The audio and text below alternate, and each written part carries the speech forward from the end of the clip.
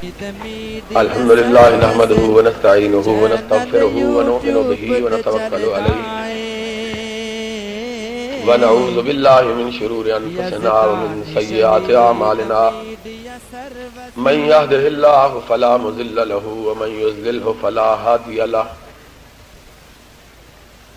نشهد أن لا إله إلا الله ونشهد أن محمدا عبده ورسوله أما بعد فإن خير الحديث كتاب الله وخير الهدي هدي محمد صلى الله عليه وسلم وشر الأمور محدثاتها وكل محدثة بدعة وكل بدعة ضلالة وكل ضلالة في النار. أعوذ بالله السميع العليم من الشيطان الرجيم. بسم الله الرحمن الرحيم. وما أرسلناك إلا رحمة للعالمين. حضرات، مجھ سے پہلے میرے ساتھیوں اور دوستوں نے آپ کے سامنے سرور گرامی حضرت محمد الرسول اللہ صلی اللہ علیہ وسلم کی سیرت مقدسہ کے مختلف پہلوؤں پر اپنے اپنے انداز سے گفتگو کی ہے،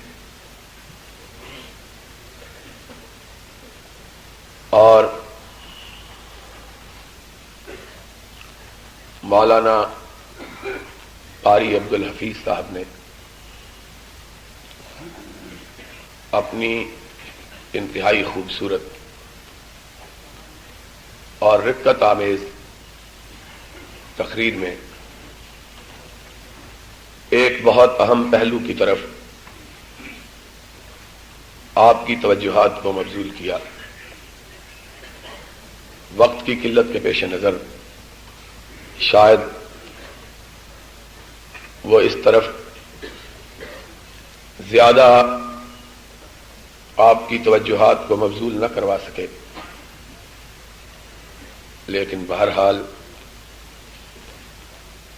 وہ ایک بہت اہم نقطہ تھا جس کی طرف انہوں نے اشارہ کیا کہ سرور گرامی رسول اکرم صلی اللہ علیہ وسلم اس کائنات میں جلوہ گر ہوئے، اور ہم نے آپ کی محبت کا نام لے کر آپ کے یوم وفات کو جشن کی صورت دے دی ہے. اس سے زیادہ عالمیہ کی بات کیا ہو سکتی ہے کہ وہ نبی، وہ رسول جو کونین کے لیے رحمت بنا کے بھیجا گیا، جس دن اس نبی رحمت کا انتقال ہوا. بھائی یہ کیا بات ہے، چھوڑ دیں اس بات. بجائے اس بات کے کہ اس دن اس المیے کا احساس کیا جاتا کہ آج کے دن کونین کی رحمت ہم سے جدا ہوئی تھی، ہم نے اس دن کو خوشی اور مسرت کے اظہار کے طور پہ منانا شروع کیا. اور خوشی بھی اس طرح کی جس کا اسلام کی پوری تاریخ میں اور مسلمانوں کی کسی مقدس کتاب میں کوئی ثبوت نہیں ملتا. اس سے زیادہ دکھ کی اور افسوس کی بات کیا ہے.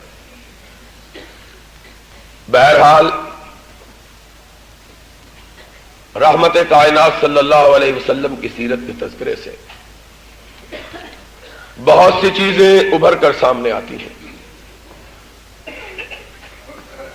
کہ وہ نبی کائنات، وہ برگزیدہ ہستی کہ اللہ نے جسے عالمین کے لیے رحمت بنایا تھا، کیا ہم نے اس ہادی برحق کو رحمت سمجھا ہے کہ نہیں سمجھا؟ آج ہم اپنے گرد و پیش پہ نظر ڈالیں تو ہمیں اس بات کا احساس ہوتا ہے کہ اپنے آپ کو مسلمان کہلانے کے باوجود اور سرور گرامی علیہ الصلوۃ والسلام کے امتی ہونے کے دعووں کے باوجود ہم نے اس رحمت سے کوئی حصہ حاصل نہیں کیا ہے۔ آج ہمارا معاشرہ بالکل اسی طرح گناہوں سے اٹا ہوا ہے جس طرح امام الانبیاء کی آمد سے پیشتر گناہوں میں لتھڑا ہوا تھا۔ کون سا گناہ تھا جو جاہلیت کے زمانے میں موجود ہو اور جس کی مثال یا جس سے بڑھ چڑھ کر گناہ آج کی دنیا میں نہ پایا جاتا؟ وہ لوگ شراب پیتے تھے لیکن نہ رب کی توحید کا اقرار کرتے، نہ نبی کا زبان پہ اپنی پہ نام آنے دیتے۔ وہ لوگ جوا کھیلتے تھے لیکن اپنے آپ کو کسی مذہب کا پیروکار نہیں کہتے تھے۔ وہ لوگ بدکاری کا ارتکاب کرتے تھے لیکن کسی نبی سے اپنی نسبت نہیں جوڑتے تھے۔ وہ لوگ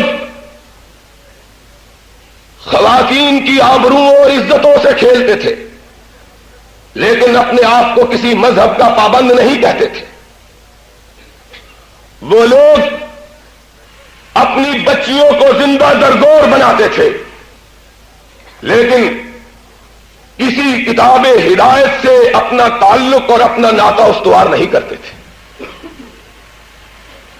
وہ لوگ دوسروں کا مال ہڑپ کرتے، انہیں غصب کرتے، ان کو لوٹتے لیکن اپنے آپ کو امام الانبیاء کا امتی نہیں بتلاتے تھے۔ بزدلی ان کا شعار تھی، کا رشتہ کسی بہادر سے نہیں تھا۔ آج ہم سوچیں کہ ہم نے اپنا رشتہ اس پوتر طاہر و مطہر نبی سے جوڑا جس نے زندگی میں کبھی بچپنے سے لے کر جوانی تک اور جوانی سے لے کر منصب نبوت پہ سرفراز ہونے تک کبھی کسی غیر محرم عورت کے چہرے پہ نظر نہیں ڈالی تھی۔ اس نبی سے ہم اپنا رشتہ جوڑتے ہیں۔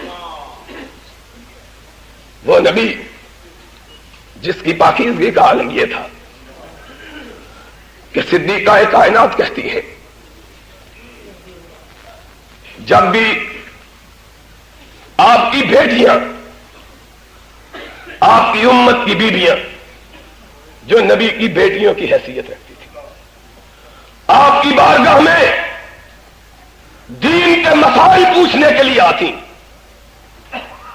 4 گز کے چھوٹے سے کمرے کو وہ پاک نبی 2 حصوں میں تقسیم کر دیتا، اپنی اس چادر کو اتارتا جس چادر کا تذکرہ آسمان والے نے اپنے قرآن میں کیا ہے، یا ایھا المدثر یا ایھا المزمل، اور اسے چھوٹے سے حجرے میں تان دیتا اور ارشاد فرماتا، میری بیٹیوں اپنے باپ سے بھی مسئلہ پوچھنا ہے تو پردے کے پیچھے سے آ کے پوچھو۔ اس نبی سے ہمارا رشتہ ہے کہ اگر ایک عورت آئی کہ آقا میں نے آپ آپ کے مذہب کو سنا، میں نے آپ کی تعلیمات کو جانا، میں نے اپنے آپ کے ارشادات سے اپنے سینے کو منور کیا۔ آقا، میں اسلام لانے کے لیے آپ کی خدمت اقدس میں حاضر ہوئی ہوں، مجھے بتلائیے میں مسلمان کیسے ہوں؟ سرور گرامی علیہ الصلوۃ والسلام نے پردے کے پیچھے سے جواب دیا، بی بی اسلام لانے کا طریقہ عرش والے نے خود بتلایا ہے۔ یا ایھا النبی اذا جاءک المؤمنات یبایعنک علی الا یشرکن باللہ شیئا ولا یسرقن ولا یزنین ولا یقتلن اولادہن ولا یاتین ببہتان یفترینہ بین ایدیہن وارجلہن ولا یعصینک فی معروف فبایعہن واستغفر لہن اللہ۔ اور مومنو، جاؤ اپنے گھروں میں اس آیت کے آئینوں میں اپنی بیٹیوں اور اپنی بیویوں اور اپنی بہنوں کے ایمان کو پرکھو اور پھر دیکھو کہ وہ مومن کہلانے کا حق رکھتی ہے کہ نہیں رکھتی۔ یا ایھا النبی اذا جاءک المؤمنات، ایمان لانے کا طریقہ یہ ہے کہ عورتیں اقرار کریں کہ رب کے ساتھ کسی کو شریک نہیں ٹھہرائیں گی۔ بچہ مر جائے گا، مرنا گوارا کر لے گی، رب کے دوارے کو چھوڑ کے کسی دوسرے دوارے پہ جانا گوارا نہیں کریں گی۔ اذا جاءک المؤمنات یبایعنک علی الا یشرکن باللہ شیئا، لا یسرقن، چوری نہیں کریں گے، لا یزنین، اپنی آبروؤں کو آلودہ نہیں بنائے گی، لا یاتین ببہتان، اپنی زبانوں پہ پاک بازوں پہ تہمت نہیں باندھے گی، لا یعصینک فی معروف۔ آقا، ان کو کہہ دیجئے آپ کا حکم آ جائے، ساری کائنات ایک طرف ہو، آپ کی بات کو ٹالنا گوارا نہیں کریں گے۔ اگر یہ اقرار کریں بایعہن، ان کو کہو کہ پھر بیعت کر لیں، مسلمان ہو جاؤ، یہ ہے ایمان کا طریقہ۔ حضور نے آیت کی تلاوت کی، نبی پاک صلی اللہ علیہ وسلم نے آیت کو ختم نہیں کیا کہ اس خاتون نے سمجھا کہ بیعت کے لیے شاید ہاتھ پہ ہاتھ رکھنا ضروری ہے۔ پوری چادر نہیں اٹھائی، حدیث کے الفاظ ہے پردے کا تھوڑا سا حصہ اٹھایا، اتنا جس سے اپنا ہاتھ آگے کر سکے، اپنا ہاتھ آگے کیا۔ اس طاہر نبی نے، اس پاک باز نبی نے اس عورت کا بڑھتا ہوا ہاتھ دیکھا جو ایمان لانے کے لیے آئی ہے، اس کی انگلیوں پہ نظر پڑی، اپنی آنکھوں کو بند کر لیا، فرمایا بیوی اپنی انگلیاں پیچھے ہٹا لے، محمد کسی غیر محرم عورت کی انگلیوں کو دیکھنا بھی گوارا نہیں کرتا صلی اللہ۔ ہم سوچے، ہم نے آج بے دین تو بے دین ہے، دیندار شاید 1000 میں ایک ہو، اور آج وہ حدیث سمجھ میں آتی ہے کہ رحمت کائنات نے کہا تھا کہ 999 جہنم میں جائیں گے، صرف ایک جنت میں جائیں گے۔ اللہ کے رسول 999؟ فرمایا ہاں، جنت آسان نہیں ہے۔ آج سوچو، ہم نے جشن منائے، گورنر صاحب نے میلاد النبی کے نام پر پیغام بھی بھیجے، صدر صاحب نے اسلام کے نام پہ ریفرنڈم کروانے کا اعلان بھی کیا۔ ہم سے اسلام کے نام پہ ووٹ مانگنے والوں، پہلے اپنے 5 فٹ کے وجود پر اسلام نافذ تو کرو، پھر ہم سے ووٹ مانگو۔ آج کہا جاتا ہے ہم سزا سنا دیں گے، جو بات کرے گا سنا لو سزا۔ یہ سزا ہمارے لیے کوئی نئی نہیں ہے، مکے والوں نے میرے آقا کو بھی سزا سنائی تھی، انہوں نے بھی سزا کا اعلان کیا تھا۔ اس کی سزا قتل ہے، انہوں نے بھی اپنے فوجی اپنے سپاہی بھیجے تھے، جاؤ مل کے حملہ کرو، مل کے وار کرو، تاکہ کسی ایک کی تلوار پہ خون کے داغ نہ ہو، سب پہ ہو۔ اور جب گروہ مل کر وار کرے گا تو پھر کسی ایک پہ الزام نہیں لگے گا۔ عرش والے نے کہا تم سزا سنا چکے، دینے کا ارادہ کر چکے، تم سزا دینے کے لیے آؤ، میں اکیلا بچانے کے لیے آ رہا ہوں۔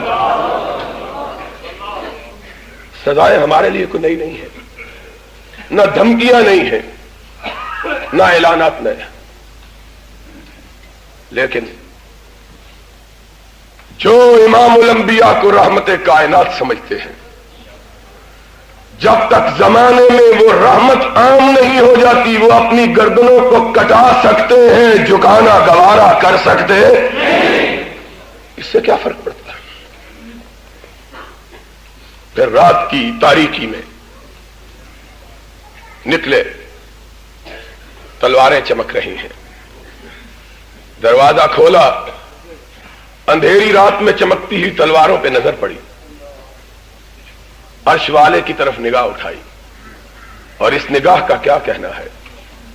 یہ نگاہ عرش کی طرف اٹھتی ہے تو قبلہ تبدیل ہو جاتا ہے، یہ نگاہ عرش کی طرف اٹھتی ہے تو قرآن نازل ہونا شروع ہو جاتا ہے، یہ نگاہ اٹھتی ہے تو عائشہ کی عصمت کے لیے 18 آیتیں قرآن میں نازل ہو جاتی ہیں۔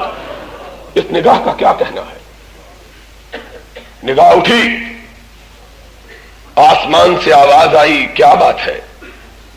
اللہ، چاروں طرف دشمن کھڑا ہے، تلواریں چمک رہی ہیں۔ عرش والے نے کہا دشمن چاروں طرف کھڑا ہے، رب تیرے ساتھ کھڑا ہے۔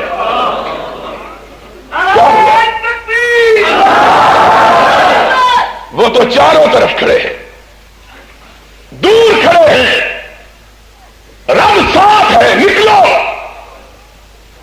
اللہ، نکل تو رہا ہوں، ان سے بچنا کیسے ہے؟ فرمایا تو نکل، یہ کھلی ہوئی آنکھیں تجھ کو دیکھ کے بند ہو جائیں گی۔ بچانے والا مارنے والوں سے زیادہ طاقتور ہوتا ہے۔ عرش والے کے فرامین کو کون سمجھے؟ آج ہم نے رحمت کائنات کی سیرت پاک کے تذکروں کو صرف زلفوں تک، آپ کے حسن و جمال تک، آپ کی رعنائی اور زیبائی تک، آپ کی دلکشی اور دل ربائی تک محدود کر دیا۔ یہ سیرت کا معنی ہے۔ سیرت کون سنے؟ اور سنانے والے نام نبی کی سیرت کا لیتے ہیں، بیان حکمرانوں کی سیرت کرتے ہیں۔ کس طرح سیرت بیان ہو؟ نام نبی کی سیرت کا اور بیان حکمرانوں کی سیرت۔ ان کے قصیدے کل اخبار میں چھپا ہے، ایک مولوی صاحب دعا کر رہے ہیں، اللہ ان کا سایہ ہمیشہ قائم رکھنا۔ ہم نے کہا اور مٹنے والے سائے اور سمٹنے والے سائے کبھی باقی نہیں رہتے ہیں۔ کون رہا ہے اس کائنات؟ مٹے نامیوں کے نشاں کیسے کیسے، دعائیں مانگنے والے بھی ساتھ ہی چلے جاتے ہیں۔ پھر کوئی نہ دعا مانگنے والا ہوتا ہے، نہ جس کے لیے دعا مانگی جاتی ہے، وہ دونوں نہیں رہتے، دعائیں مانگی جا رہی۔ اگر ان مولویوں کی دعائیں قبول ہو جاتی تو آج پہلے مرے ہوئے کبھی نہ مرتے، پہلے مرے ہوئے کبھی، وہ ابھی تک تلوار ہمارے سر پہ لٹکائے رہتے، لیکن جب وقت آیا نہ مولویوں کی دعائیں کام آئی، نہ مولوی کام آئے، نہ امام ضامن باندھنے والے کام آئے، نہ امام ضامن کام آیا۔ کیا کرتے ہو؟ یاد رکھو حضرت محمد الرسول اللہ صلی اللہ علیہ وسلم کی سیرت کا معنی یہ ہے کہ ہم اپنی زندگیوں کو اس کالم میں ڈالیں جس کالم میں رحمت للعالمین ڈال کر بھیجے گئے تھے۔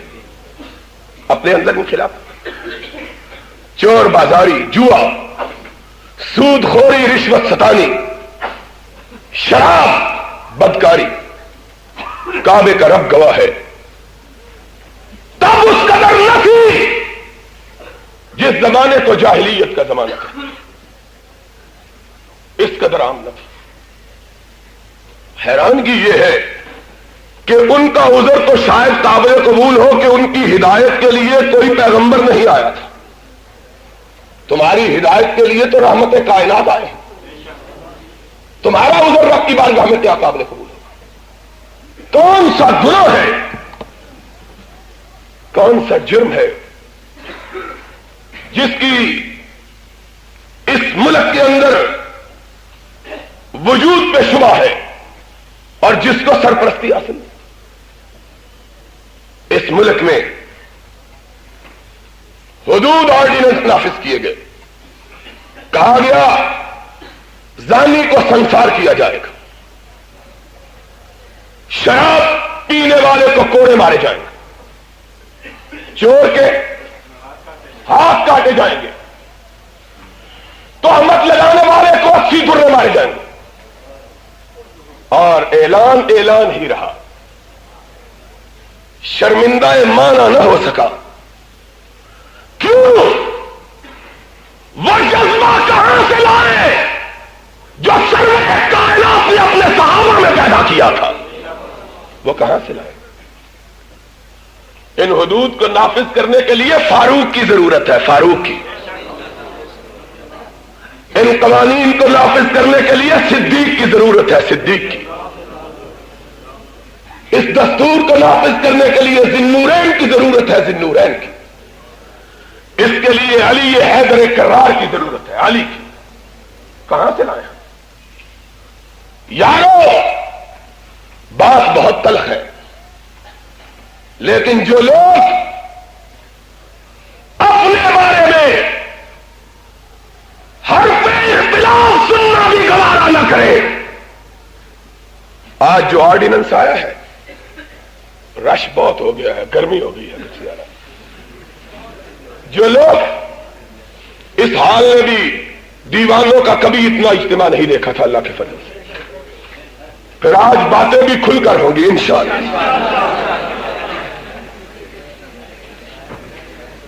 انہوں نے نافذ کرنا ہے۔ آج آرڈیننس آیا ہے، جو بات کرے گا 5 سال کے لیے اندر 5 لاکھ روپے جرمانہ، یہ نافذ کریں گے۔ اور اس نے نافذ کیا تھا جو امیر المومنین خلیفۃ المسلمین حسنین کا باپ فاطمہ کا شوہر تھا۔ ایک یہودی نے اسے عدالت میں طلب کیا، میری اس نے زرہ چرا لی، قاضی نے وارنٹ بھیجے، بلاؤ امیر المومنین کو، خلیفۃ المسلمین کو۔ عدالت میں حاضر ہوئے، اسی کٹہرے میں یہودی بھی کھڑا ہے، اسی کٹہرے میں امیر المومنین بھی کھڑا ہے۔ قاضی کو معزول نہیں کیا، اس کو جبری طور پہ ریٹائر نہیں کیا، اس کو ملازمت سے نکالا نہیں ہے، حاضر ہوئے، دونوں کھڑے ہیں۔ قاضی کی زبان سے نکلا، ابو الحسن کیا معاملہ ہے؟ علی کی نگاہ جھک گئی. فرمایا مجھے تم پہ اعتماد نہیں ہے. قاضی طرف اٹھا, کہا کیوں نہیں؟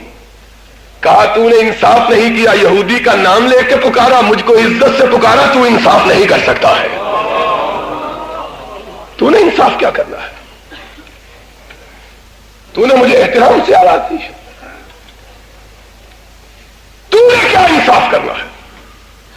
قاضی نے کہا میں نے تیرا اس لیے احترام کیا کہ تیری نگاہوں نے محمد کے چہرے کو چوما ہے. امیر المومنین سمجھ کے احترام نہیں کیا.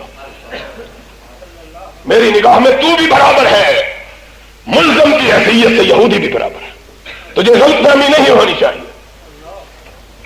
اس نے اسلام نافذ کہا بتلاؤ کیس کیا ہے؟ یہودی نے کہا میری ذرا اس نے چرا لی ہے. فرمایا جھوٹ بولتا ہے, ذرا میری ہے. کہا گواہ لو. ہائے, اس کو گواہ پیش کیا جسے سرور کائنات نے جوانہ نے جنت کا سردار کہا ہے, اپنا بیٹا حسن, اپنا بیٹا حسین. قاضی نے سر اٹھایا شرح نے, کہا گواہی مسترد ہے, یہ گواہ قابل قبول نہیں ہے. علی کی پیشانی پہ شکنیں پڑ گئی. کہا اگر جنت کے جوانوں کے سردار گواہ قابل قبول نہیں تو اور کون ہے؟ کہا جوانوں نے جنت تو ہے لیکن تیرے بیٹے ہیں اور بیٹے کی گواہی باپ کے حق میں قبول نہیں کی جا سکتی. جس نبی نے انہیں جوانوں نے جنت کا سردار کہا, اسی نبی نے باپ کے حق میں بیٹے کی گواہی کو قابل رد کہا. لے جاؤ اور گواہ لاؤ. اپنا غلام پیش کیا, کہا یہ بھی گواہی قابل قبول نہیں, غلام کی گواہی مالک کے حق میں قبول نہیں ہے. گردن کو جھکا دیا. فرمایا پھر جو شریعت کا فیصلہ ہو مجھ پہ نافذ کر دو. قلم حرکت دینے لگا. یہودی بول اٹھا میں نے اس کے سسر کا کلمہ پڑھ لیا ہے جس نے تجھ کو محکمہ قضا کے اوپر فائز کیا, اس کو ملزموں کے کٹہرے میں کھڑا کیا. اشہد ان لا الہ الا اللہ واشہد ان محمدا عبدہ ورسولہ. علی سچا ہے, میں نے جھوٹ بولا تھا. یہ قانون نافذ کرتے ہیں اسلام. یہ شہادت گہ الفت میں قدم رکھنا ہے. لوگ آسان سمجھتے ہیں مسلمان ہونا. جاؤ کوئی فاروق سا ڈھونڈ کے تو لاؤ. بات کبھی اتنی تلخ نہیں کہی ہے, لیکن جب زہر بڑھ جاتا ہے تو تریاک بھی کاری ہونا چاہیے. اور اہل حدیثوں سن لو, خاص طور پر اہل حدیث میرے مخاطب ہیں. جوانوں تم بھی سن لو, بوڑھا تم بھی سن لو, اور ہے عمر کے لوگ تم بھی سن لو. ہو سکتا ہے کہ ہم نہ رہے, ہو سکتا ہے ہم نہ رہے, لیکن تم نے نہ دامان محمد کو چھوڑنا ہے نہ اس کی سیرت و کردار کو چھوڑنا ہے. تم پہ ذمہ داری عائد ہوتی ہے. اگر تم ڈٹے رہے, اگر تم نے عزم کر لیا کہ تم نے حق کے علم کو سرنگو نہیں ہونے دینا, تو یاد رکھو پھر ہم کو تختہ دار پہ بھی لٹکا دیا جائے گا تو حق کی آواز خاموش نہیں ہوگی. یہ آواز جاگتی رہے گی, گونجتی رہے گی. لیکن اگر تم مر گئے پھر ہماری زندگی کا بھی کوئی فائدہ نہیں, ہماری موت کا بھی کوئی فائدہ نہیں. لوگوں سن لو, میں نے اس لیے, میرے باقی بھی دوست میرے بھائی ہیں, میرے ساتھی ہیں, لیکن میں نے اپنوں کو اس لیے مخاطب کیا کہ ان پہ زیادہ ذمہ داریاں ہیں. تم محمد ابن حنبل کے وارث ہو, تم ابن تیمیہ کے جانشین ہو, تم شاہ شہید کے قافلے کے جوان ہو, تم پر ذمہ داری عائد ہوتی ہے. تم نے اسلام کے پرچم کو سرنگو نہیں ہونے دینا, اس چنگاری کو بجھنے نہیں دینا. اور ایک دن آئے گا اس چنگاری سے انشاءاللہ وہ چراغ روشن ہوگا جو پوری کائنات کو منور کرے گا. تم نے زندہ رہنا ہے, تم پہ ذمہ داری عائد ہوتی ہے. آج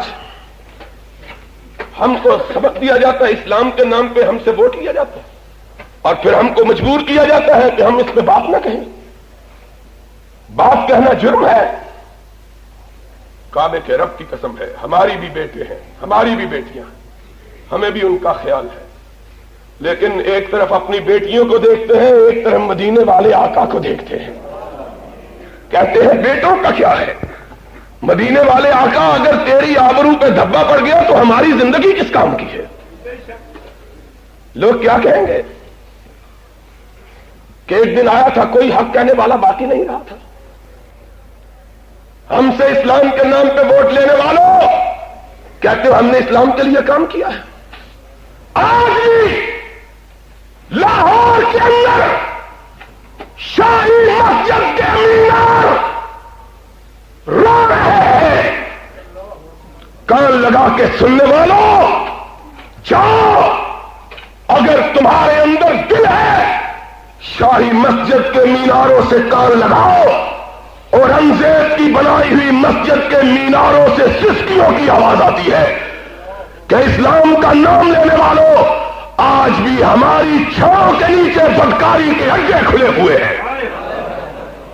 جاؤ شاہی مسجد کا نعرہ سنو، مسجد کے میناروں کا ماتم سنو، اور ایک طرف تمہارے اسلام کو دیکھتے ہیں، ایک طرف شاہی مسجد کے میناروں کا نوحہ و ماتم سنتے ہیں۔ کس پہ یقین کرے؟ مسجد کے میناروں پہ یقین کرے کہ تم پہ یقین کرے؟ کعبہ کی بیٹی پہ یقین کرے کہ تمہاری بات پہ یقین کرے؟ تم نے کہا ہم نے اسلام نافذ کیا، اسلام اس کا نام ہے۔ بدکاری کے اڈے کھلے ہوئے، زنا قائم، قواعد موجود، اور حد کی سزا نافذ ہے۔ حد کی سزا، حد کی سزا اس نے نافذ کی تھی کہ آئی ایک خاتون آئے، اور معاشرہ میرے آقا تو نے کتنا پاکیزہ کیا،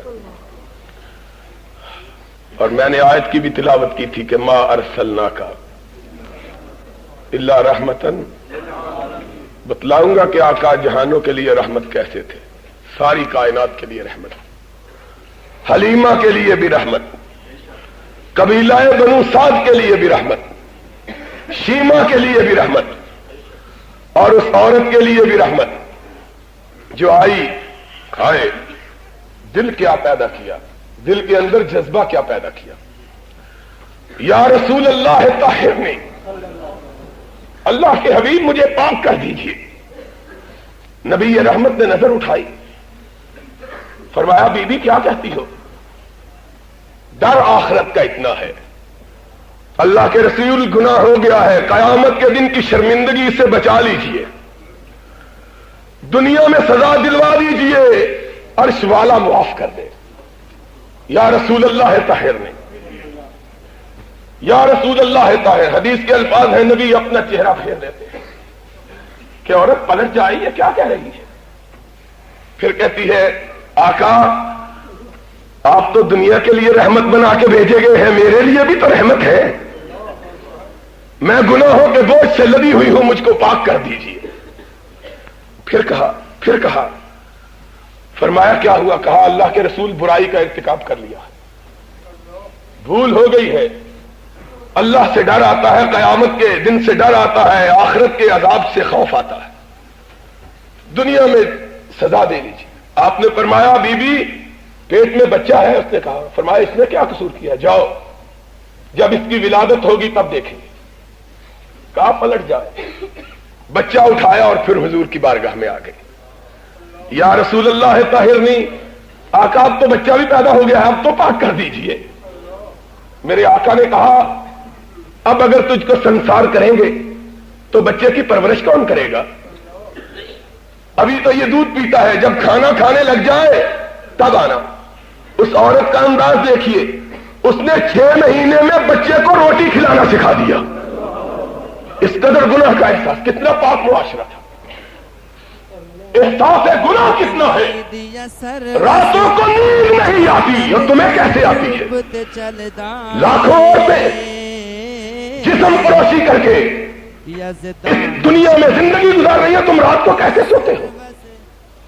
اس ایک عورت کو رات کو نیند نہیں آئی، یا رسول اللہ طاہرنی، اور حدیث کے الفاظ ہیں، اس عورت نے اپنے 6 مہینے کے بچے کو روٹی کا ٹکڑا تھمایا ہوا، وہ کھاتا آ رہا ہے، کہتی ہے یا رسول اللہ دیکھ لیجیے اب روٹی کھانے لگ گیا ہے، اب تو پاک کر دیجیے۔ کائنات کے امام نے اس پہ رحمت کی نظر ڈالی، اپنے صحابہ کو کہا جاؤ اس کو لے جاؤ، اس کو سنسار کر دو۔ پتھر مارے گئے، ایک پتھر سر پہ پڑا، خون کا فوارہ اگلا، کچھ چھینٹے اڑے اور خالد ابن ولید کے کپڑوں پہ پڑے رضی اللہ تعالی عنہ۔ انسانیت انسانیت ہے، بشریت بشریت ہے۔ دل میں ملال آیا، منہ سے الفاظ نکل گئے، اور میں کہتا ہوں نکلے نہیں، عرش والے نے نکلوا دیے۔ کہا پلید عورت مرتے ہوئے میرے کپڑے بھی پلید کر گئی ہیں۔ لوگوں نے میرے آقا کو خبر دی، کیا معاشرہ تھا۔ آپ نے نگاہ اٹھائی، صحابہ نے دیکھا کہ اس کا نام ہے رحمت کائنات، کے اس عورت کے لیے آنکھوں میں آنسو ہیں۔ فرمایا لقد تابت توبۃ لو وزعت علی المدینۃ لوسعت، کعبے کے رب کی قسم ہے تم نے اس کو پلید کہا، یہ اتنی پاک عورت تھی کہ اگر اس کی توبہ کو مدینے کے سارے گناہ گاروں پہ تقسیم کر دیا جائے تو ہم ساروں کے گناہ معاف کر دیں۔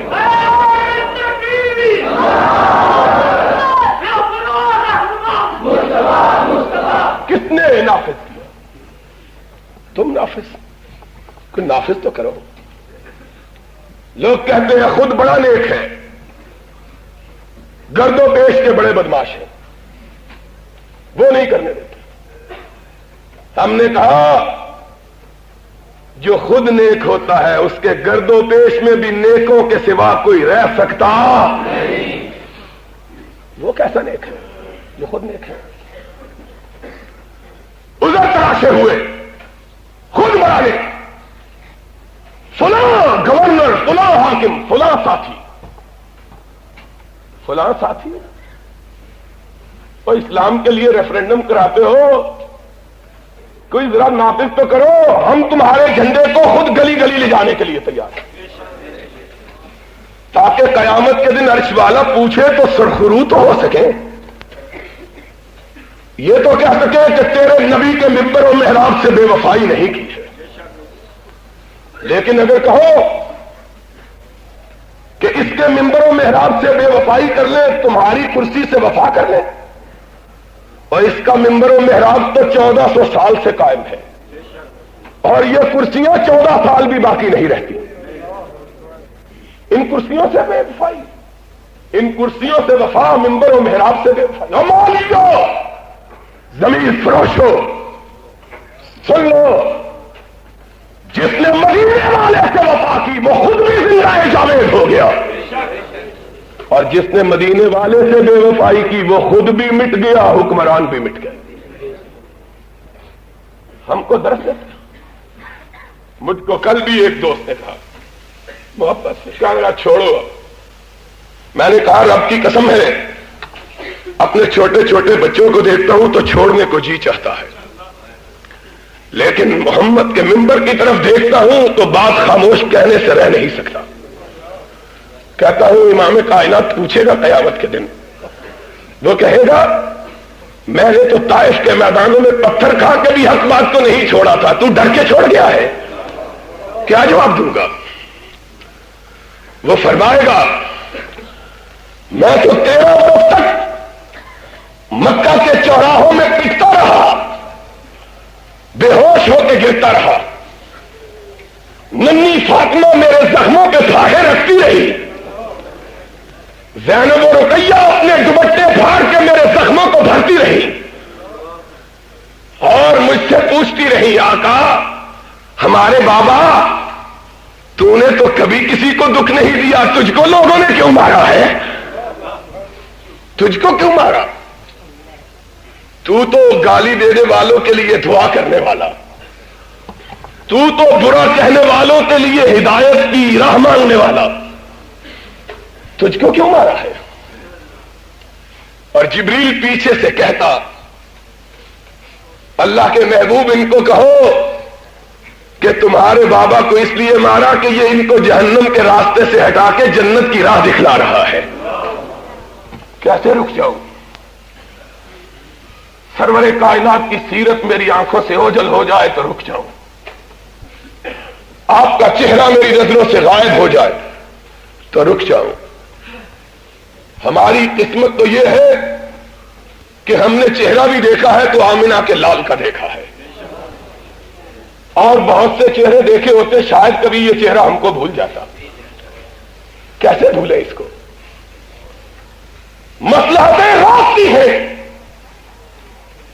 عقل روکتی ہے، دل کہتا ہے کہ بے خطر کود پڑا آتش نمرود میں عشق، اور عقل تھی محو تماشائے لبے بام ابھی۔ جی کو روکتا ہوں، دل کو تھامتا ہوں، لیکن پھر نبی کے شہر میں پٹتا ہوا مالک ابن انس نظر آ جاتا ہے، اس کے چہرے پہ سیاہی بنی ہے، داڑھی کو موڑ دیا گیا ہے، زنجیریں پہنا دی گئی ہے، گدھے پہ سوار کر کے جلوس نکالا جا رہا ہے،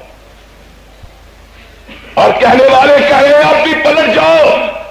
فرمایا پلٹنے کو جی تو چاہتا ہے، لیکن اس روزے والے کو قیامت کے دن جواب کیا دوں گا؟ کیسے پلٹ جاؤں؟ میں کیسے باز آ جاؤں؟ میں کیسے پلٹ جاؤں؟ میں پلٹنا چاہتا ہوں تو مجھے کوڑے کھاتا ہوا احمد ابن حنبل نظر آتا ہے۔ کہنے والا کہتا ہے 32,000 مولویوں نے دستخط کر دیے ہیں ریفرنڈم پہ، تو بھی کر دے۔ فرمایا میں نے 32,000 کو جواب نہیں دینا، میں نے ساقی حوض کوثر کی بارگاہ میں عرش والے کو جواب دینا ہے۔ کیا جواب دوں گا؟ کیا جواب دوں گا؟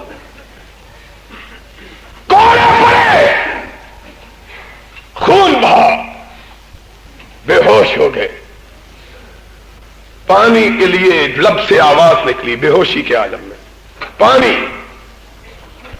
جلاد پانی لایا، سامنے کیا، ہوش آئی، کہا کیا بات ہے؟ کہا تم نے پانی مانگا تھا۔ کہا ہاں پیاس سے نڈھال ہو۔ کہا دستخط کر دو پانی پی لو۔ کہا اللہ تجھ سے وعدہ ہے، تجھ سے عہد ہے، تجھ سے وعدہ ہے، پانی پیوں گا تو حوض کوثر ہی کا پیوں گا۔ کوئی بات نہیں، لے جاؤ۔ خیر خواہ سمجھانے کے لیے، رک جاؤ، پلٹ جاؤ، سب نے کر دیے ہیں تو تمہیں کیا ہے؟ کہا میں قیامت کے دن ان مسلمانوں کو کیا جواب دوں گا جو ان ملاؤں کی طرف نہیں دیکھ رہے، احمد ابن حنبل کے لبوں کی جنبش کی طرف دیکھ رہے تھے۔ میں کیا کروں؟ میں ان کا بوجھ کیسے اٹھاؤں؟ میں پلٹنا چاہتا ہوں، مجھے ابن تیمیہ سامنے کھڑا نظر آتا ہے، زمین دوست قید خانے میں ڈال دیا گیا ہے، کھانا بند ہے، میں کیا کروں؟ میں ان کا بوجھ کیسے اٹھاؤں؟ میں پلٹنا چاہتا ہوں، مجھے ابن تیمیہ سامنے کھڑا نظر آتا ہے، زمین دوست قید خانے میں ڈال دیا گیا ہے، کھانا بند ہے، پانی بند ہے۔ کہا اب بھی وقت ہے، کہا وقت میرے لیے نہیں حکمرانوں کے لیے ہے، جاؤ حکمرانوں کو کہو کہ تم نے میری دنیا تباہ کی لیکن مجھ کو مار کے اپنی آخرت کو تباہ کر لیا ہے۔ ان کو کہو پلٹ جائے، جو آخرت تباہ کر رہے ہیں، دنیا کا کیا ہے؟ کل من علیہا فان ویبقی وجہ ربک ذو الجلال والاکرام۔ کس کی بنی ہے؟ اس ناپائیدار دنیا کس کی بنی ہے؟ کون ہے جو رہا؟ نہ حامان رہا، نہ فرعون رہا، نہ قارون رہا. ہم نے اس ملک کے قارونوں کو دیکھا ہے. کعبے کا رب گواہ ہے، ہم نے اپنی آنکھوں سے قارونوں کا عہد دیکھا ہے، فرعونوں کو اپنی آنکھوں سے دیکھا. اس لاہور کے اندر ایک حکمران ہوا کرتا تھا، گورنر. اس نے کہا آج کے بعد تم میری کانسٹیچوئنسی ملتان میں کبھی نہیں جاؤ گے. میں تم کو وارننگ دیتا ہوں آئندہ سے ملتان کی طرف رخ نہ کرنا. پچھلے برس مجھ کو انگلستان میں ملا. میں نے کہا جس بستی کو مجھ پہ حرام کرتے تھے اس بستی میں میں ہر سال جاتا ہوں اور وہ برسی تیرا چہرہ دیکھنے کو ترس گئی ہے. کس کی بنی ہے یہاں؟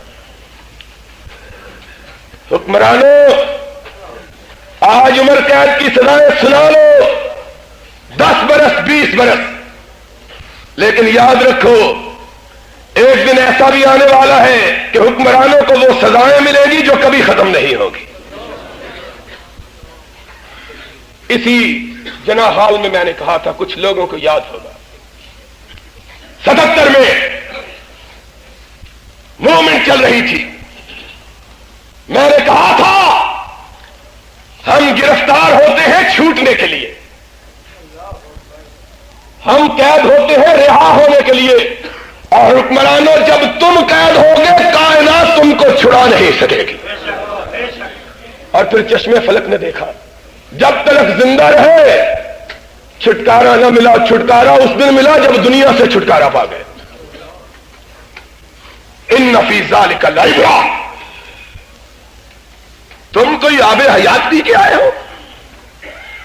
اگر بھٹو نہیں رہا تو ضیاء الحق بھی نہیں رہے گا. چلو مجھے اس ماں نے جنا ہے جس ماں نے غیر اللہ کے خوف سے اپنے سینے کو پاک کیا اور وہ دودھ مجھے پلایا ہے.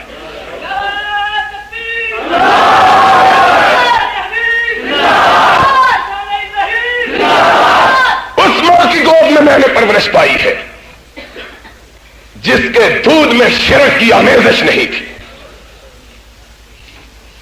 میں کبھی کبھی اپنی بات کہا کرتا ہوں کہ میرا تیسرا بھائی بیمار ہوا. 3 ہی تھے ہم اس وقت.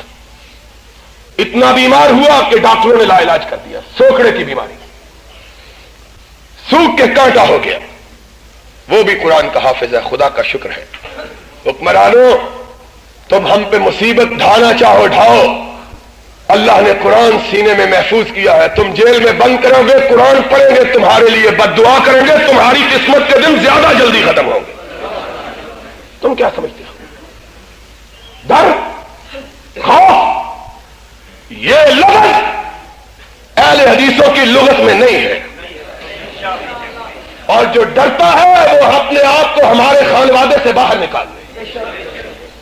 کسے کے کچھ شد از قبیلہ مانی. ہمارے قبیلے کا وہ ہے جو گردن کٹاتا ہے اور مسکراتے ہوئے کٹاتا ہے. اس ماں کا دودھ پیا ہے. بچہ سوکڑے سے لاچار ہو گیا. 6 مہینے گزر گئے کہ 4 پائی سے اٹھ بھی نہیں سکتا. اٹھا کے پیشاب کراتے ہیں، اٹھا کے. ایک دن ایک خاتون آئی، میری والدہ سے کہنے لگی، بی بی حاجی صاحب تو باہر گئے ہوئے ہیں کاروبار کے لیے، میرے والد صاحب، ان کو کیا پتا چلے گا؟ بچہ اٹھاؤ، پورن کے کنویں پہ لے چلو، وہاں نہلاؤ، بچے کو شفا ہو جائے گی. تم تو وہاں بھی کسی کو مانتے ہی نہیں. لے چلو پورن کے کنویں. اللہ تیرا شکر ہے، کعبے کے رب کی قسم ہے، ساری دنیا کی نعمتیں ایک طرف، توحید کی نعمت ایک طرف. اور توحید کا مزہ دیکھنا ہے تو مردوں کے سامنے سجدوں میں پڑھ کر سسکنے والے انسانوں کو دیکھو کہ کس طرح اپنی جبینوں کو، اپنی پیشانیوں کو بے آبرو کر رہے ہیں. توحید کی قدر و منزلت. کہا بچے کو اٹھاؤ اور اس کو پورن کے کنویں پہ لے چلو. ہائے ہائے، میری ماں نے سنا تڑپ اٹھی. کہنے لگی پورن کے کنویں کی بات کرتی ہو اس بیٹے کی؟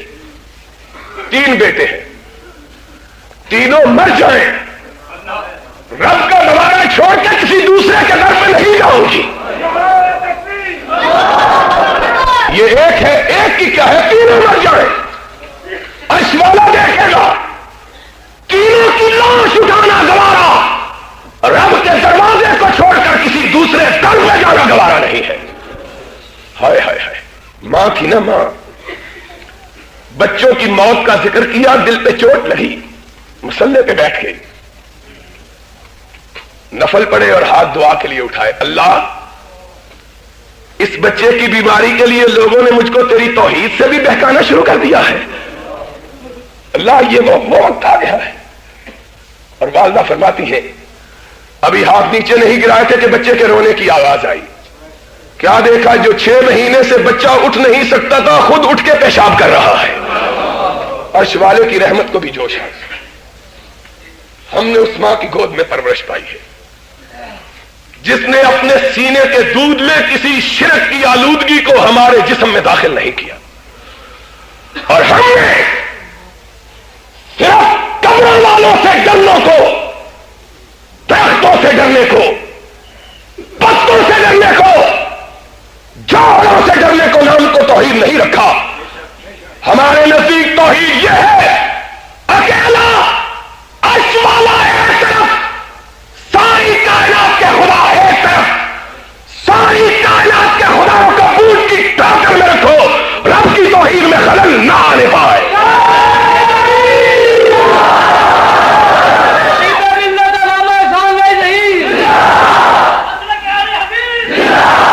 توحید اس کا نام ہے۔ میں سوچتا ہوں آج کیا کہوں کیا نہ کہوں، زخموں کو کھرڑ دیا ہے، چیلنج دے کے ہم کو مت چھیڑو، دھمکیوں سے کسی اور کو ڈراؤ، ان کو ڈراؤ جو مرے ہوئے سے ڈرتے ہیں، ان کو ڈراؤ جو اپنے سایوں سے ڈرتے ہیں، ان کو ڈراؤ جو بلیوں سے ڈرتے ہیں۔ راستے سے بلی گزر جائے حاجی صاحب واپس آ جاتے ہیں، حاجن صاحبہ پوچھتی ہے کہ کہتے ہیں راستے سے بلی گزر گئی ہے، وہ کہتی ہے تو اتنا اونٹ جتنا بڑا ہے تو یہ آگے سے بلی گزر گئی کیا ہو گیا؟ کہتا ہے تو نہیں جانتی، یہ معرفت کی بات ہے۔ ان کو ڈراؤ، ان کو ڈراؤ جو بلیوں سے ڈرنے والے، جو کتوں کو بھی سرکار کہنے والے ہیں، ان کو ڈراؤ، ہم کو کیا ڈراتے ہو؟ آج مجھے ذوالفقار علی بھٹو کے زمانے میں موچی دروازے کے اندر کہا ہوا فکرہ یاد آتا ہے، ہائے ہائے ہائے، ہمیں یہ دن بھی دیکھنا پڑنا تھا، کل تک ہم سوشلزم کے خلاف لڑتے تھے، آج تم نے اسلام کے نام کو اتنا رسوا کیا ہے کہ ہمیں تمہارے خلاف لڑنا پڑ گیا، یہ دن بھی دیکھنا تھا۔ میں نے تب بھی کہا تھا CID کے لوگوں لکھ لو، آج بھی کہتا ہوں ہمیں تختہ دار پہ لٹکا دو، جو جی چاہے کر لو، کعبے کے رب کی قسم ہے محمد سے بے وفائی نہیں کریں گے، بے وفائی کا تصور بھی نہیں کر سکتے۔ چڑھا دو تختہ دار پہ، اور کہا کرتا تھا اور آج دہراتا ہوں، تم ہمیں تختہ دار پہ لٹکاؤ، سولی پہ چڑھاؤ، ہماری موحد ماں آئے گی، ہمیں تختہ دار پہ لٹکا ہوا دیکھے گی، پلٹ کے آنسو نہیں بہائے گی، تب بھی یہی کہے گی میرا بیٹا جیتے جی بھی خطیب تھا، مرنے کے بعد بھی منبر پہ چڑھا ہوا ہے۔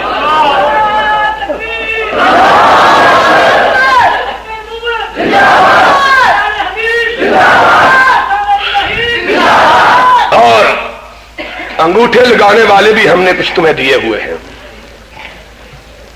ان سے انگوٹھے لگوا لو، ہماری طرف پلٹ کے نہ دیکھو۔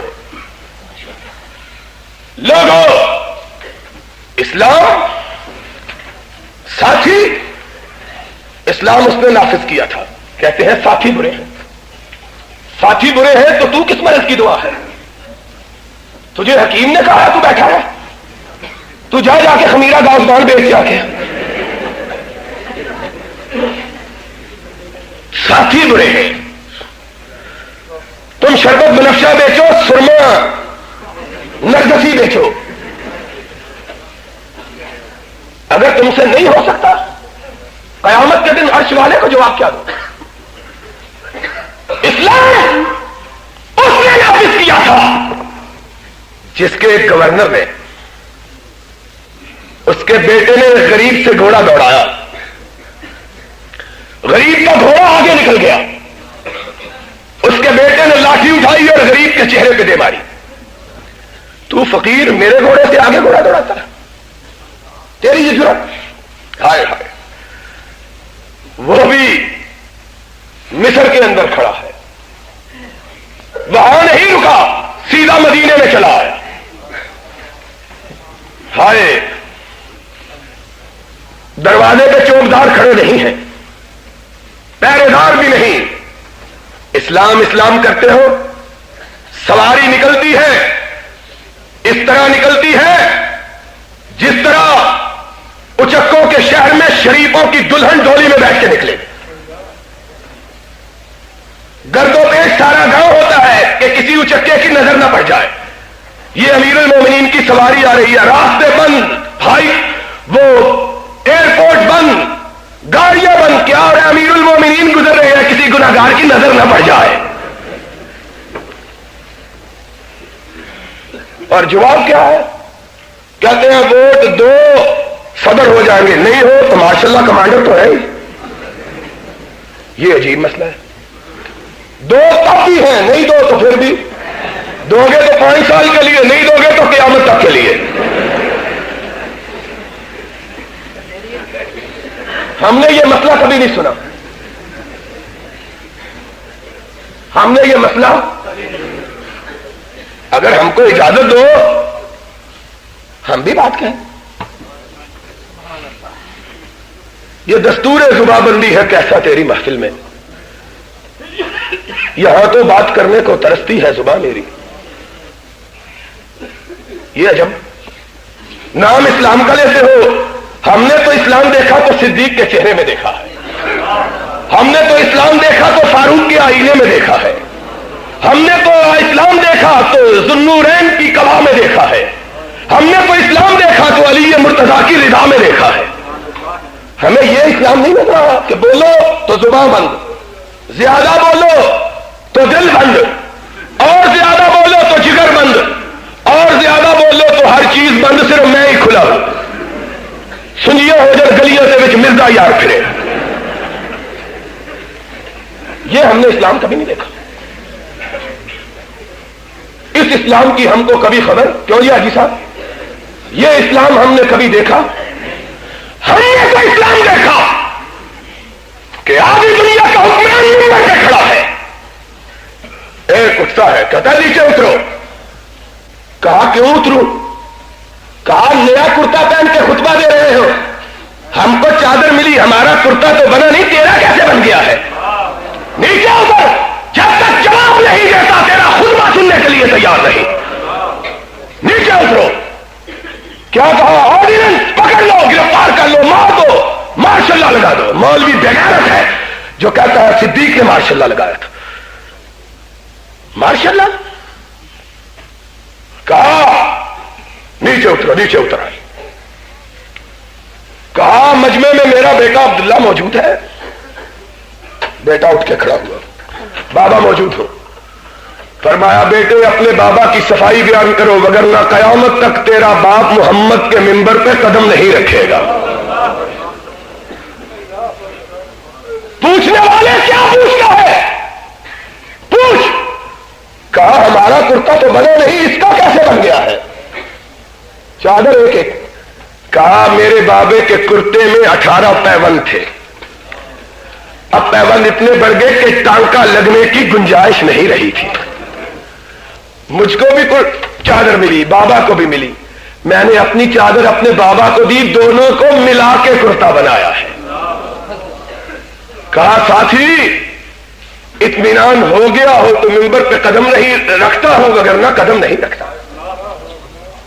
ہم کو اسلام کی نئی تعبیر نہ کرو. یہ انگوٹھا چھاپ مولوی جو اسلام بنائے ساری کائنات اس کو مان لے, وہاں بھی اس کو ماننے کے لیے تیار نہیں ہے.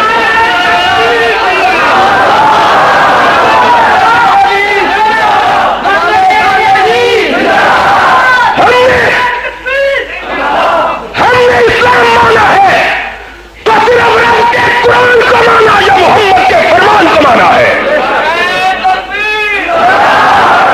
اور کسی دوسری چیز کو اسلام ماننے کے لیے تیار. وہ کوئی اور ہوگا, ہم نہ ہوں گے. یہ مولویوں کا بنایا ہوا اسلام. یہ ابھی مولانا حبیب الرحمان کہہ رہے تھے. میں رب کی قسم کھا کے کہتا ہوں کسی کا ڈر نہیں ہے. میرے نزدیک حضرت امام ابو حنیفہ رحمت اللہ علیہ علم کی, فقہ کی, تقویٰ کی, طہارت کی, پاکیزگی کی اس بنیاد پر اتنی اونچی بنا پر قائم ہے کہ شاید دنیا نے کوئی ایسا ماں کے نے بچہ جنا ہو جو اس قدر طہارت کا, اس قدر پاکیزگی کا, اس قدر فقاہت کا مالک ہو. اب میں نے اگر ابو حنیفہ کو اتنی پاکیزگی کے باوجود نہیں مانا, تیرے مولویوں کے اسلام کو کیسے مان لوں گا؟ تو نے کیا سمجھا ہے؟ ہم تھوڑے, ہم کم, ہم کمزور, لیکن سننا کیا حسن نے سمجھا ہے اور کیا عشق نے جانا ہے. ہم خاک نشینوں کی ٹھوکر میں زمانہ ہے. ہم اس طرح نہیں مانتے. اگر ہمارے مولوی یہ کہتے ہیں ہم فلاں امام کی بات نہیں مانتے, فلاں کی نہیں مانتے, تو تیری کیسے مان لیں؟ ہم نے مونچھوں والا امام تو ویسے ہی کبھی نہیں دیکھا, تیری کیسے مان لیں ہم بات؟ ہم سے منوانا ہے تو ایک ہاتھ میں عرش والے کا قرآن لاؤ, دوسرے ہاتھ میں مدینے والے کا فرمان لاؤ, پھر منواؤ, پھر منواؤ. اس طرح مان لیں. جاؤ, نہیں مانتے پھر جو مرضی کر لیں, نہیں مانتے.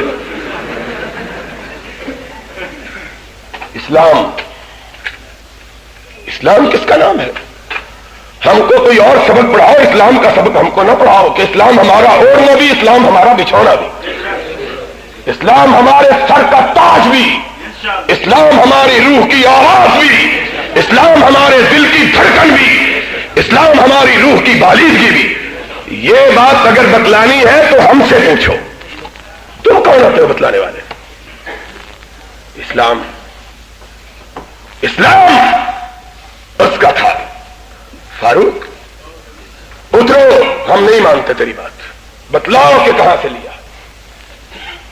اسلام اس کا تھا, اور یہ بات فاروق نے کہی تھی, اس کی سیرت کے آئینے میں کہی تھی جس کے نام سے آج جلسہ ہو رہا ہے. اس نے جاتے ہوئے اپنے اصحاب کے جمگٹھے میں جو آسمان ہدایت پہ ستاروں کی طرح جگمگا رہے تھے, ان کے مجمع میں کھڑے ہو کے کہا محمد جا رہا ہے, کسی کو دکھ ہو اٹھ کے کہو بدلہ لے لے. بدلہ ہائے, مارنا بڑی بات ہے, مار کھانا ہائے یہ نہیں. مارنے والوں کو کبھی یہ خیال نہیں آیا کہ ایک دن آئے گا کہ شاید ہمیں بھی مار پڑ جائے. اور اسی لیے جب جناب بھٹو اقتدار سے الگ ہوئے نہیں آتا ہے, لوگوں نے کہا کیوں؟ ہم نے کہا خدا کا شکر ہے ہم نے اقتدار والوں سے لڑنا سیکھا ہے, کمزوروں پہ ہاتھ اٹھانے کی کیا بات ہے. لیکن ایک شعر میں نے پڑھا تھا, پیچھے پیچھے پولیس تھی, آگے آگے بھٹو تھا, اور ہر روز بیچارہ واویلا کرتا تھا, سی آئی ڈی, پولیس, فوج. تو میں نے کہا تھا اسی باعث تو قتل عاشقاں سے منع کرتے تھے, اسی باعث تو قتل عاشقاں سے منع کرتے تھے. اکیلے پھر رہے ہو یوسف بے کارواں ہو کر, اور حکمرانوں آج تمہاری خدمت میں بھی یہی شعر ہے. ایک دن آئے گا ہم ہوں گے تم نہیں ہوگے, ہم ہوں گے. کیوں؟ ہمیں تو عادت پڑی ہوئی ہے مار کھانے کی. مارنے والے کی زندگی تھوڑی ہوتی ہے, مار کھانے والے کی زندگی بڑی ہوتی ہے. یقین نہ آئے تو شمار کر کے دیکھ لو. ہم نے اس 18 سال کی زندگی میں 4 حکمران ہنڈائے ہیں. 4.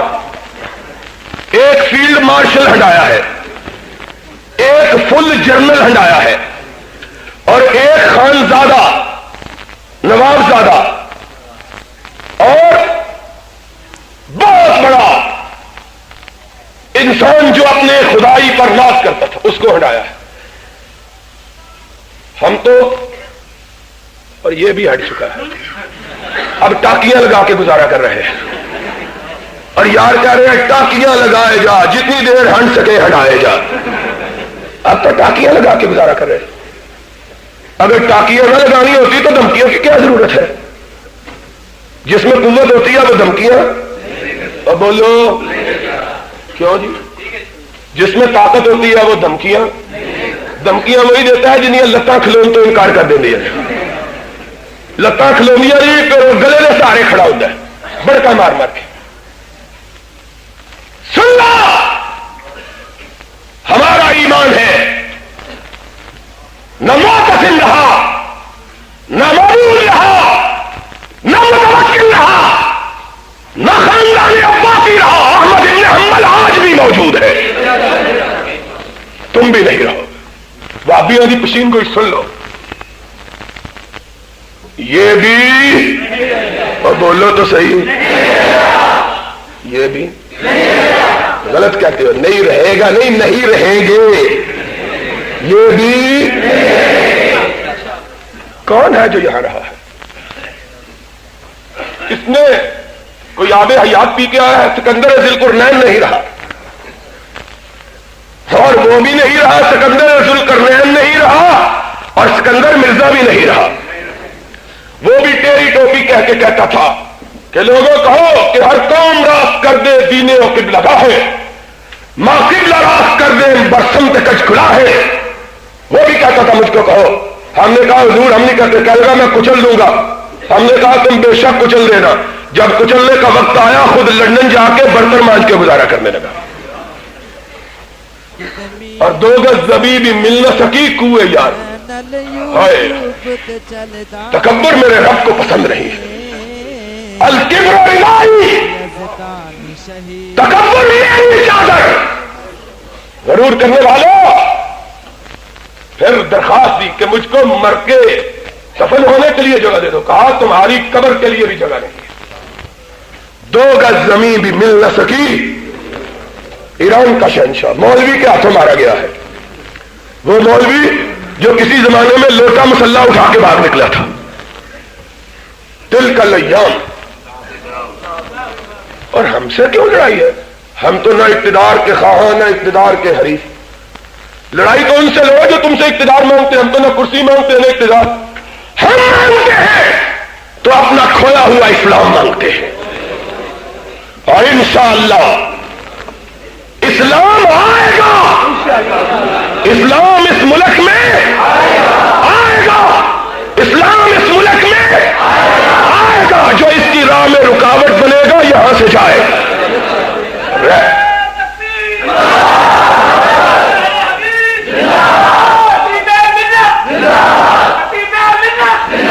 کوئی اسلام کی راہ میں رکاوٹ بننے والا یہاں رہ سکتا؟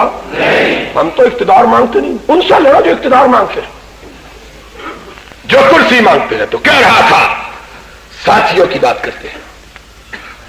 مصر کے اندر اس کے گورنر کے بیٹے نے مارا. مصر میں نہیں رکا, مدینے میں آیا. عمر تیرے ہوتے ہوئے محمد کے لائے ہوئے دین کی آبرو مٹ جائے. تیرے ہوتے ہوئے تڑپ اٹھے. کہا کیا ہوا ہے؟ کہا تیرے گورنر کے بیٹے نے مجھ کو مارا ہے. تیرے گورنر کے بیٹے نے مجھ کو. ہائے ہائے ہائے. لوگوں ذرا اپنے سینوں کے لوح پہ لکھ تو لو. گورنر کون تھا؟ صرف گورنر. کمانڈر ہیں جنہوں نے ہم کو فتح کیا ہے، جنہوں نے اپنا ملک فتح کیا ہوا۔ وہ گورنر تھا، صرف مصر کا گورنر نہیں، مصر کا فاتح بھی ہے۔ اور فاتح کیسا؟ شرم کی بات ہے، میں نے کسی ایک جلسے میں اسی حال میں کہا تھا، آج تاریخ کے چہرے کو مسخ کر دیا گیا۔ آج حقائق کی نقاب کشائی کی ضرورت ہے، اچھے اچھے خطیبوں واعظوں کو حقیقت کا علم نہیں۔ آج عمرو بن عاص کا نام گالی کے طور پر لیا جاتا ہے، معاذ اللہ ثم معاذ اللہ۔ عمرو بن عاص رضی اللہ تعالیٰ عنہ وہ گورنر ہے جس نے مصر کو فتح کیا، اور کتنا بہادر، اتنے بڑے ملک کو صرف 4,500 سپاہیوں سے فتح کیا۔ اور لکھا ہے مورخین نے کہ یہ ابو عبیدہ ابن جراح کے ہراول دستوں کا کمانڈر تھا، پوری فوجوں کا کمانڈر ان چیف بھی نہیں تھا۔ راستے میں شام فتح کر لیا، سامنے مصر کی دیواریں نظر آ رہی ہیں، کہنے لگا مصر پر حملہ کرے۔ ساتھیوں نے کہا امیر المومنین کا حکم ہے جب تک مجھ سے اجازت نہ لی جائے کسی نئے ملک کے خلاف محاذ نہ کھولا جائے، اجازت لو۔ قاصد بھیجا امیر المومنین فاروق کی بارگاہ میں، امیر المومنین مصر پہ حملہ کی اجازت ہے؟ امیر المومنین عشاء کی نماز سے فارغ ہوئے، خط پڑا گیا، فرمایا نہیں، عمر کو کہہ دو کہ اجازت نہیں ہے۔ امیر المومنین کیوں اجازت نہیں ہے؟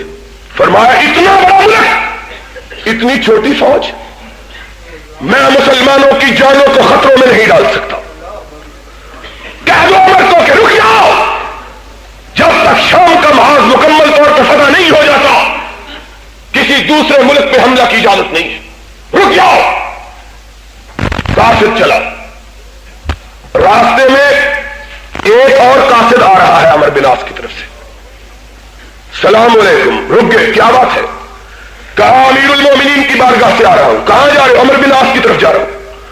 تم کہاں سے آ رہے ہو؟ عمر بن عاص کی طرف سے آ رہا ہوں۔ کہاں جا رہے ہو؟ امیر المومنین کی بارگاہ میں جا رہا ہوں۔ کہا عجیب بات ہے، کہا تم کیا لینے جا رہے ہو؟ فرمایا میں امیر المومنین کا حکم لے کے جا رہا ہوں کہ مصر پہ حملہ کی اجازت نہیں، فوج تھوڑی ہے، اجازت نہیں ہے۔ کہا تم کیا پیغام لے کے جا رہے ہو؟ کہا میں عمر بن عاص کی طرف سے امیر المومنین کی بارگاہ میں مصر کی فتح کی خوشخبری لے کے جا رہا ہوں۔ اتنا بڑا بہادر، اتنا بڑا کمانڈر، اتنا بڑا سالار، اتنا بڑا امیر کارواں، اور علماء موجود ہے اس مجمع میں۔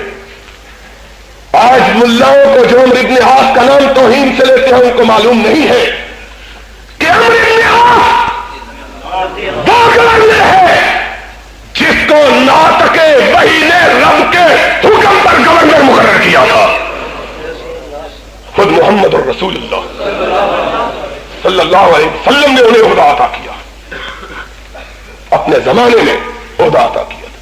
آج باتیں کرتے ہیں تو کہہ رہا تھا اتنا بڑا گورنر، فاتح، بہادر، دلیر، اور فاروق اسلام کا نافذ کرنے والا، فقیر، پھٹے ہوئے کپڑوں والا، ایک کرتے کا مالک، ہاتھ میں ڈنڈا، کوئی باڈی گارڈ نہیں، بندہ پہنچا، فرمایا وارنٹ جاری کرو، طلب کرو۔ امیر المومنین کس کو؟ فرمایا گورنر کے بیٹے کو بھی، گورنر کو بھی، گورنر کے بیٹے کو بھی، گورنر بلائے گئے، باپ بیٹا دونوں کھڑے ہیں، غریب اٹھا، امیر المومنین کیا عشق؟ کہا وہی لاٹھی اٹھاؤ جس سے اس نے تجھے مارا تھا۔ امیر المومنین کیا کرو؟ فرمایا ایک اس کو مارو، ایک اس کے باپ کو مارو، ایک گورنر کو مارو، ایک عمرو بن عاص کو۔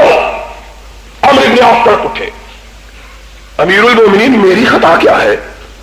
میرے بیٹے کو مارو، میں نبی کا ماننے والا اپنے بیٹے کی سفارش نہیں کروں گا، اپنے بیٹے کی سفارش نہیں کروں گا، مارو، بدلہ لو، لیکن میرا قصور کیا ہے؟ فرمایا تیرا قصور یہ ہے کہ تو نے اپنے بیٹے کی صحیح تربیت نہیں کی. تیرے بیٹے کو اگر غریب پہ ہاتھ اٹھانے کی جرأت ہوئی تو تیرے عہدے کی وجہ سے ہوئی ہے. عمر یہ گوارا نہیں کر سکتا کہ قیامت کے دن رب کی بارگاہ میں اس پہ دعویٰ دائر کیا جائے خود تو اچھا تھا ساتھی بڑے برے تھے. اسلام لا اسلام کو تم اسلام لاؤ، ہم چپے چپے پہ تمہارا جھنڈا اٹھا کے چلیں گے. اور تم اسلام نہ لاؤ تو محمد کے ماننے والے گلی گلی تیرا مقابلہ کریں گے، لڑیں گے. ہماری منہ میں زبان ہے، بات کہیں گے. ہاتھ میں لکھنے کی لیے قلم ہے، لکھیں گے. ہاتھ قلم کر دو، زبان کاٹ دو، آواز نہیں آئے گی، دل سے پھر بھی صدائے محمد بلند ہوتی رہے گی.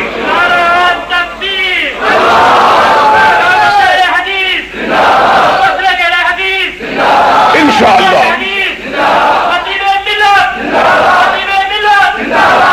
سن لو، اس ملک کا مقدر صرف اس کتاب کی حکمرانی ہے. اس ملک کا مقدر صاحب سیرت کے نظام کا نفاذ ہے. گھوڑوں پہ بیٹھ کے، گڈوں پہ بیٹھ کے جلوس نکالنے کا نام اسلام نہیں ہے. ہار پہننے کا نام، رقص کرنے کا نام، بھنگڑے ڈالنے کا نام اسلام نہیں ہے. بدکاری کو عملی طور پر مٹانا، نیکی کو عملی طور پر نافذ کرنا اور اپنے آپ کو نبی کی سیرت کے سانچوں میں ڈالنا، اس کا نام اسلام ہے. آؤ اس دن ہم سے کہنا جب اپنے آپ کو نبی کی سیرت کا آئینہ بناؤ گے. تمہارے امال بھی اسی طرح کے ہوں گے جس طرح فاروق کے امال تھے. تمہارے گورنر بھی اس طرح کے ہوں گے جس طرح صدیق کے گورنر تھے. پھر ہم سے کہنا، پھر تمہیں کہنے کی ضرورت نہیں ہوگی. لیکن اب دور ختم ہو چکا. اب تماشا دکھا کر مداری کے جانے کا وقت آ گیا ہے. اور دنیا کا کوئی طاقت اب اس راہ میں رکاوٹ ڈال سکتی؟ ہم غریب لوگ ہیں، فقیر لوگ ہیں، منہ میں زبان رکھتے ہیں، ہاتھ میں قلم، اور جمہوری قدروں پہ یقین رکھتے ہیں. تخریب کاری، تخریب اندازی شریعت میں بھی منع سمجھتے ہیں، اخلاق کے لحاظ سے بھی منع سمجھتے ہیں. لیکن حق کی آواز یہ اہل حدیث کا توہرا امتیاز ہے. اور جوانوں اور میری قوم کے ثبوتوں، اٹھو. آج تمہارے مسلک کو، آج تمہاری جماعت کو، آج تمہارے موقف پر تمہاری ضرورت ہے. کس کے لیے؟ حق کی علم برداری کے لیے، اس ملک میں کتاب و سنت کی عملداری کے لیے، سرور کائنات کے نام نامی کے بلند کرنے کے لیے، رب کی توحید کو عام کرنے کے لیے، شرک کو مٹانے کے لیے، گمراہی کو مٹانے کے لیے، کتاب و سنت کو پھیلانے کے لیے. اور انشاءاللہ وہ دن آنے والا ہے جب پاکستان کی فضاؤں میں پرچم لہرائے گا تو یا کتاب اللہ کا لہرائے گا یا سنت رسول اللہ کا لہرائے گا.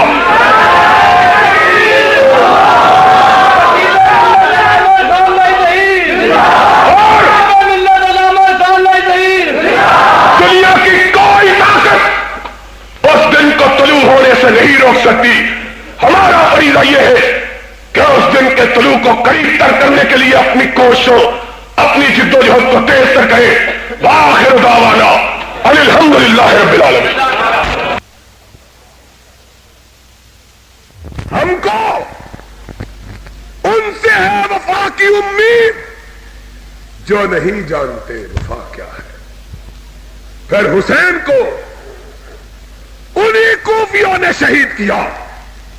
اور میری نہ مان، آ حسین کے بیٹے زین العابدین سے پوچھ، جس کو تو بیمار کربلا کہتا ہے، آ اس بیمار کربلا سے پوچھ کہ حسین کے قاتل کون تھے؟ کتاب تیری یعقوبی کی تاریخ، یعقوبی لکھتا ہے کہ حسین کا سر کاٹا گیا، قافلہ حسین، حسین کے گھرانے والے چلے، زین العابدین بیمار کربلا بھی ساتھ ہے، کوفہ میں پہنچے، دیکھا کوفے کی عورتیں رو رہی ہیں، کوفہ کے مرد ماتم کر رہے ہیں، سن لے اپنی تاریخ کا حوالہ حسین کے بیٹے زین العابدین سے، جسے تو معصوم سمجھتا ہے، دیکھ تو صحیح حسین کے قاتل کون ہے، حسین کے گھرانے کی گواہی کیا ہے؟ کہا بیمار کربلا نے لمن یبکون، کس کو روتے ہیں؟ کہا حسین کو روتے ہیں۔ کہا کیوں روتے ہیں؟ کہا اس لیے کہ حسین مظلومیت کے ساتھ شہید ہو گیا، ظلم کے ساتھ قتل ہوا۔ کہا مظلوم ہو کر مارا گیا۔ زین العابدین نے کیا کہا؟ فرمایا اس کو کس نے مارا ہے؟ میرے بابا کو کس نے مارا؟ کہا ابن زیاد نے مارا۔ کہا کلا ورب الکعبہ، کعبہ کے رب کی قسم ہے، میرے بابا حسین کو ابن زیاد نے نہیں مارا، کوفے کے شیعہ تم نے مارا ہے۔ بتلاؤ کس نے مارا ہے حسین کو؟ کتاب بھی تیری، امام بھی تیرا، حسین کا اپنا بیٹا کوفے والوں کو کہہ رہا ہے کہ میرے باپ کے اصل قاتل حسین کے اصل قتل کرنے والے کوفہ کے شیعہ، ہم پر کیا الزام لگا؟ ہم نے کیا قصور کیا؟ اور تعجب کی بات یہ ہے، مسئلہ آیا ہے تو بیان کر دیتا ہوں۔ مسئلہ یہ ہے کہ اگر حسین کے قتل میں کسی نے حصہ لیا ہے تو اس پر الزام دھرو، اس کے خلاف بات کرو۔ بات سمجھ گیا؟ تم ثابت کرو کہ حسین کا قاتل فلاں تھا، میں ثابت کروں کہ نہیں حسین کا قاتل فلاں تھا، اس میں اختلاف ہے۔ میں ثابت کرتا ہوں حسین کے قاتل کوفہ کے شیعہ، تو ثابت کر کے حسین کا قاتل کوئی اور تھا۔ لیکن تعجب کی بات یہ ہے کہ گفتگو حسین کے قاتلوں تک محدود نہیں ہوتی، بلکہ گالی ان کو دی جاتی ہے جو حسین کی شہادت کے وقت دنیا میں موجود نہیں تھی۔ اس سے بڑی تعجب کی بات نہیں ہے، بے عقلی کی انتہا ہے کہ یا تو بات کرو ان لوگوں کے خلاف جنہوں نے حضرت حسین کی شہادت میں حصہ لیا، اس میں بھی نقطہ نظر کا اختلاف ہے۔ میں کہتا ہوں حسین کو شہید کوفے والوں نے کیا، تو کہہ نہیں کوفے والوں نے کیا، فلاں نے کیا، بات۔ لیکن اور ملتان کے لوگوں، تعجب کی بات یہ ہے، واقعہ بیان ہوتا ہے کربلا کا، محرم کی آڑ میں، حسین کی شہادت کی آڑ میں گالی نبی کے ان پاک پاک صحابہ کو دی جاتی ہے جو کربلا میں موجود ہی نہیں تھے، اور صرف کربلا میں ہی نہیں بلکہ اس دنیا میں بھی موجود نہیں تھے۔ دنیا میں ہی نہیں بلکہ حسین کی شہادت سے 50 برس پہلے اپنے رب کے پاس جا چکے۔ کوئی عقل کی بات ہے؟ صدیق پر کان توڑا جاتا ہے جو حسین کی شہادت سے 47 برس پہلے اپنے رب کے پاس جا چکا۔ فاروق پر کان توڑا جاتا ہے جو حسین کی شہادت سے 38 برس پہلے اپنے رب کے پاس جا چکا۔ عثمان پر کان توڑا جاتا ہے جو حسین کی شہادت کے 26 برس پہلے اپنے رب کے پاس جا چکا۔ ان کا کیا تعلق؟ کوئی اپنی جواب ملتا ہے، ان کا تعلق یہ ہے